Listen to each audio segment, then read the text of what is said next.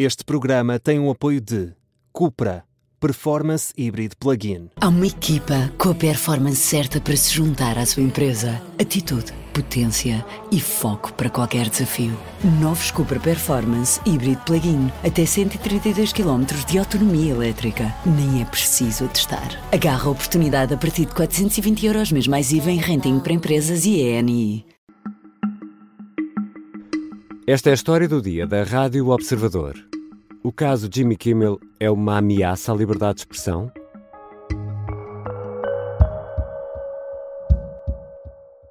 We hit some new lows over the weekend with the MAGA gang desperately trying to characterize this kid who murdered Charlie Kirk as anything other than one of them and doing everything they can to score political points from it. No monólogo de abertura do programa de Jimmy Kimmel Live, o apresentador acusa o movimento MAGA, o movimento Make America Great Again de Trump, de se aproveitar do homicídio de Charlie Kirk e comparou o lamento do presidente pela morte do amigo a algo que uma criança de 4 anos diria de um peixinho de aquário. Trump há muito que não escondia a indignação com as piadas de Kimmel e agora o programa acaba por ser suspenso pela cadeia de televisão ABC. Na viagem de regresso do Reino Unido para os Estados Unidos, o presidente deixou um comentário que soa a aviso. When you have a network and you have evening shows and all they do is hit Trump. That's all they do. They give me only bad publicity, more press. I mean, they're getting a license. I would think maybe their license should be taken away. It'll be up to Brendan Carr. Para Donald Trump, as cadeias de televisão que têm programas que só o atacam deviam estar preocupadas com as licenças dadas pelo Estado norte-americano. Será este caso de Jimmy Kimmel um caso de ingerência política na liberdade de expressão? E como lida o poder e os poderes com a liberdade de expressão e de opinião? É sobre isto que vou conversar com Patrícia Fernandes, professora na Universidade do Minho e colunista do Observador. Eu sou o Ricardo Conceição e este é o meu último episódio da História do Dia. Eu explico o porquê depois da conversa.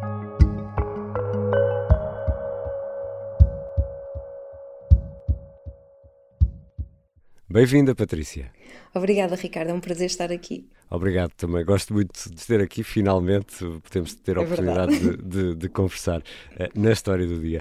Patrícia Fernandes, vamos começar por este caso concreto. Já ouvimos o que disse Jimmy Kimmel no arranque deste episódio, mas afinal de contas, o que é que aconteceu aqui? Consegues resumir-nos aqui um pouco esta história?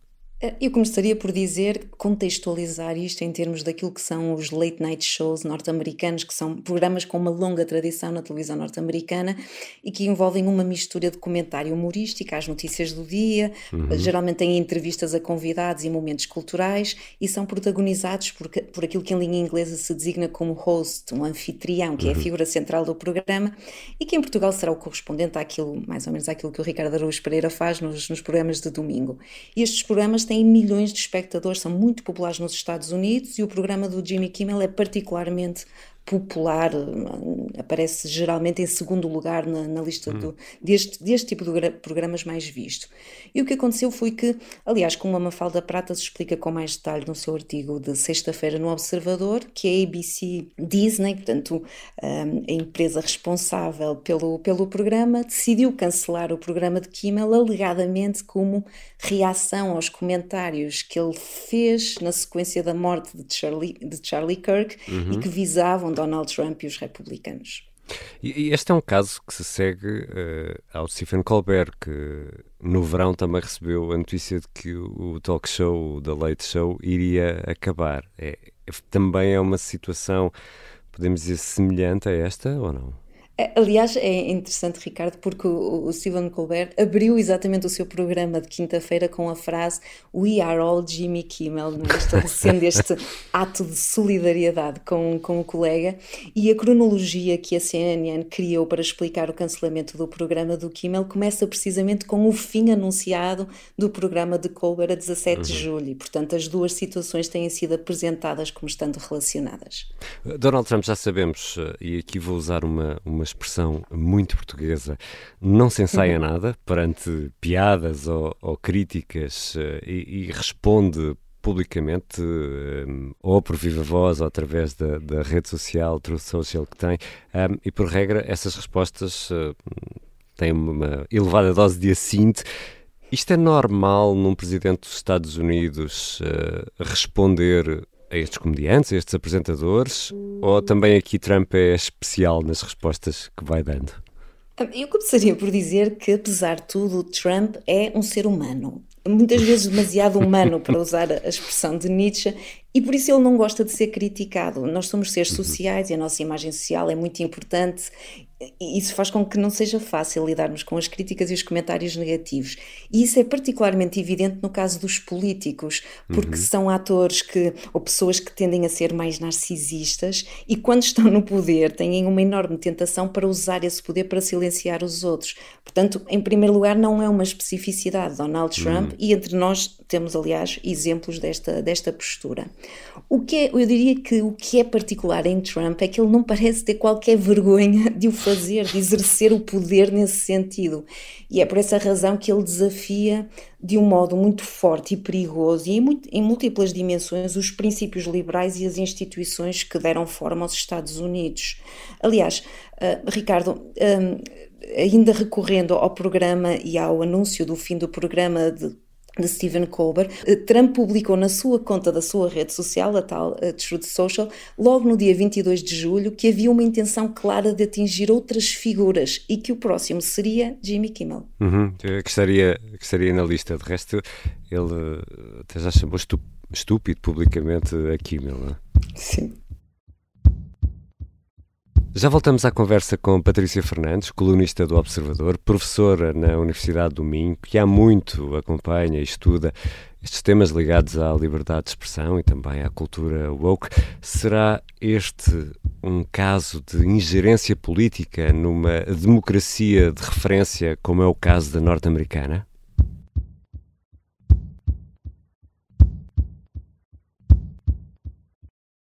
Estamos de regresso à conversa com a professora da Universidade do Minho, Patrícia Fernandes. Patrícia, os Estados Unidos têm sido palco de posições muito extremadas, quer da direita, quer da esquerda. Estes casos, como este de Jimmy Kimmel, são uma ingerência do poder político na liberdade de expressão? Podemos dizer isto?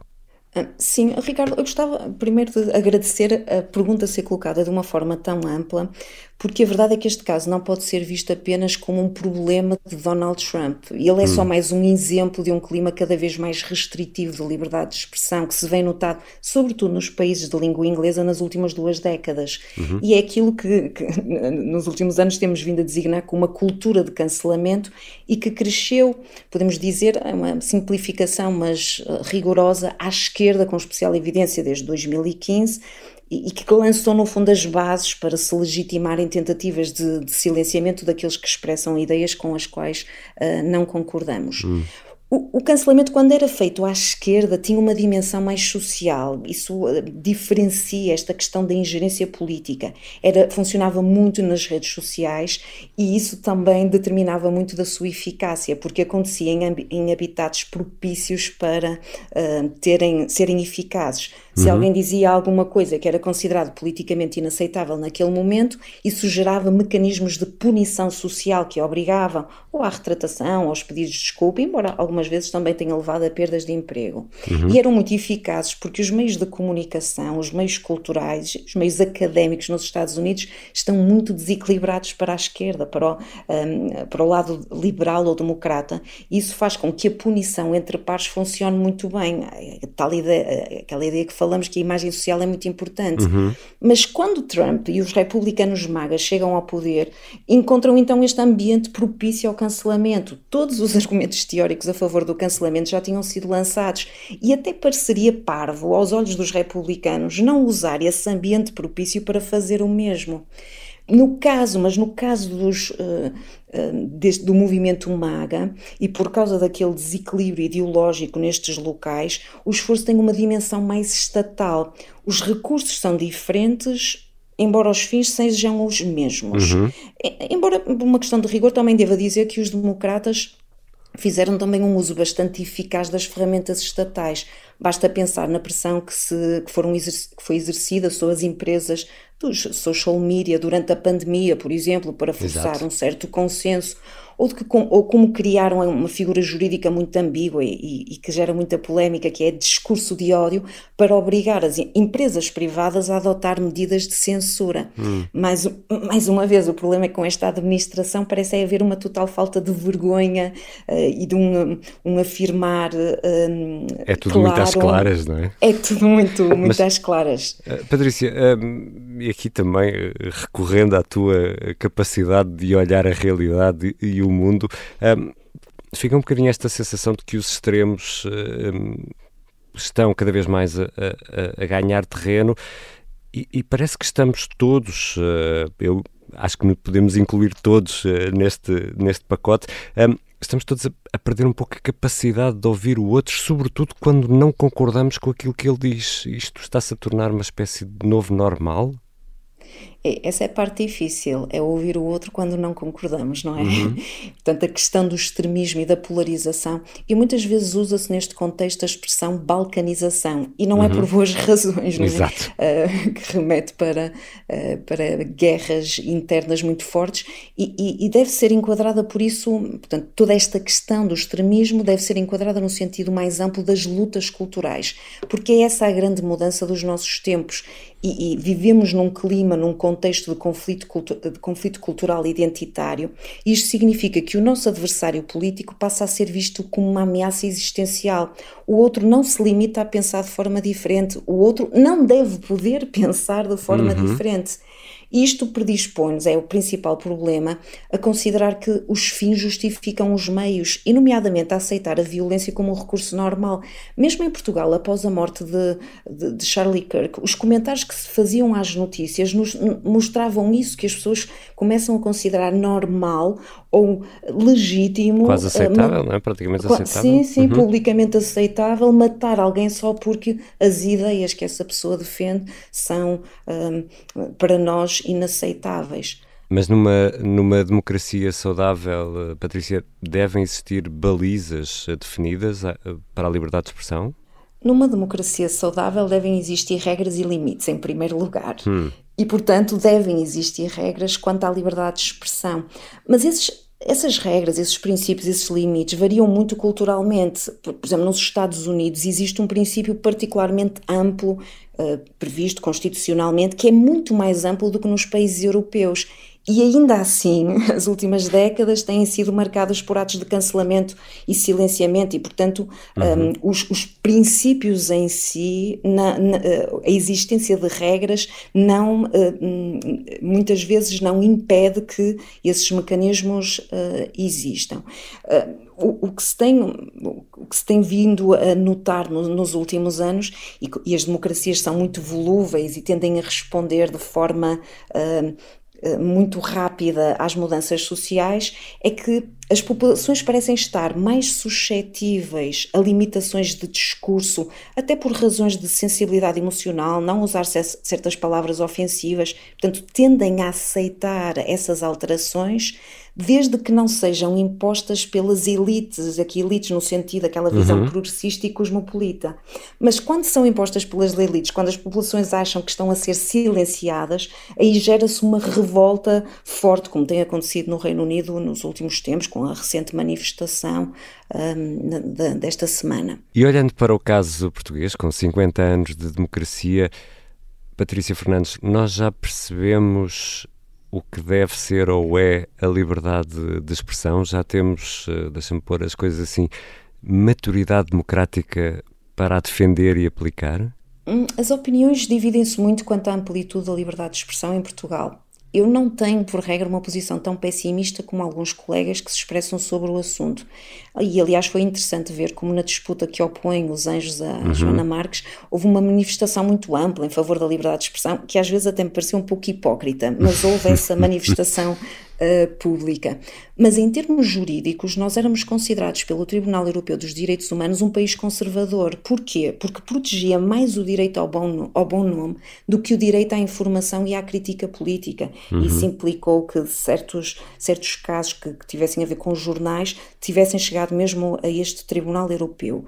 E os estudos mostram que a jurisprudência se alterou em virtude dessas decisões do Tribunal Europeu, no sentido de termos uma maior abertura. Por outro lado, durante os governos de António Costa, houve muito entusiasmo por ceder a pressões da União Europeia, sobretudo em torno da cláusula de discurso de ódio. Portanto, as coisas não são claras.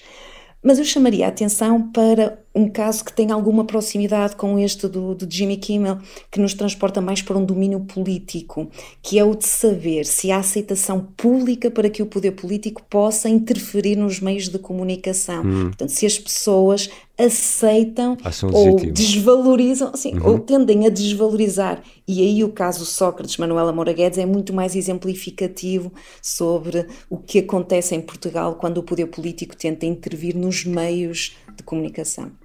Obrigado, Patrícia. Obrigada, Ricardo. Foi um prazer. Patrícia Fernandes é professora universitária e colunista do Observador. E hoje fica uma nota de despedida. De até já. Quando já ultrapassámos a fasquia dos 900 episódios, este é para já o meu último episódio da História do Dia. Eu vou continuar por aqui, mas na rádio, em direto, na tarde política, de segunda a sexta, na Rádio Observador, entre as 5 e as 7 da tarde. Confesso que a História do Dia foi um dos projetos de que mais gostei de fazer em muitos anos que levo já de jornalismo. Tive aqui a possibilidade e a felicidade de poder conversar com largas dezenas de pessoas sobre os mais variados assuntos, sobre política, guerra, saúde, crime, economia, religião, até sobre Taylor Swift. A História do Dia vai continuar, como sempre, em podcast e na rádio, com outros protagonistas. Vamos, obviamente, continuar a olhar para as grandes histórias e para os grandes temas da atualidade, com calma, com profundidade, com conversas boas para ouvir.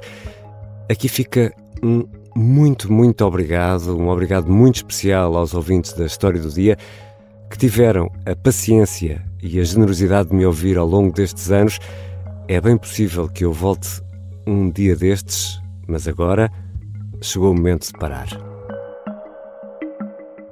Esta foi a História do Dia. A sonoplastia é da Mariana Sousa Aguiar, a música do genérico do João Ribeiro. Eu sou Ricardo Conceição. Até amanhã.